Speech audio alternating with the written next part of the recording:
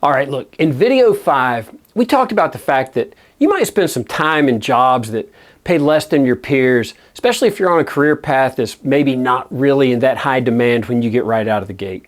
You might be on a more circuitous route to build your asset stack to land your dream job down the road, or you might actually be in a traditional path that simply takes a little time to get you out of the basement. In either case, time will usually fix the money issue. Your career is a long-term endeavor. Most people, they have to work 40 years or more to accumulate enough wealth so that they can retire. But even the people that do a great job managing their finances and they excel in their jobs, they still typically work 30 years or more to save enough for retirement. In either case, their career covers a long time, and so will yours. Now, yeah, there's some rare cases out there in which, somebody, they start a great software company, they kill it in real estate, or they totally time the crypto market right, and they become a multimillionaire in a few years. It happens, but it is rare. So if that's not your track, it's going to be your jobs that are really going to have to build the lion's share of your wealth.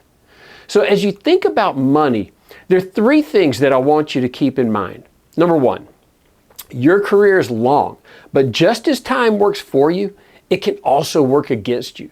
Time is your friend in that you have plenty of it to build your asset stack, make yourself a valuable resource, and get paid for it. Time is against you in that it is limited. And if you doink around and waste it, you will find it's a really uphill battle. And trust me, it gets really hard to make up lost ground when you've hit your 40s, 50s, or 60s. The bottom line, run hard and run with purpose. Number 2, consistency counts. Here's what I mean. Whether you work your whole career for one company, or you work through your way up through the ranks and follow your plan with multiple companies to build your asset stack so that you can get to your ultimate dream job, those things have to be deeply ingrained. Over time, the greater your asset stack, the more valuable you become. If you bounce from job to job every year or so, it really diminishes your value because no one will see any consistency in your contribution.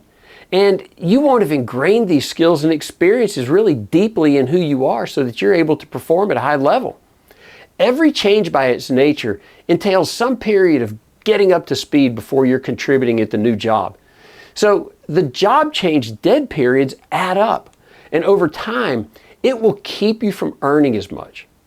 Number 3, if you want to accumulate real wealth along the way, find opportunities that come with extras. By extras, I mean, every job has a base salary, but once you get in your career a little ways, you've got to find opportunities to earn equity. Equity is ownership in the business.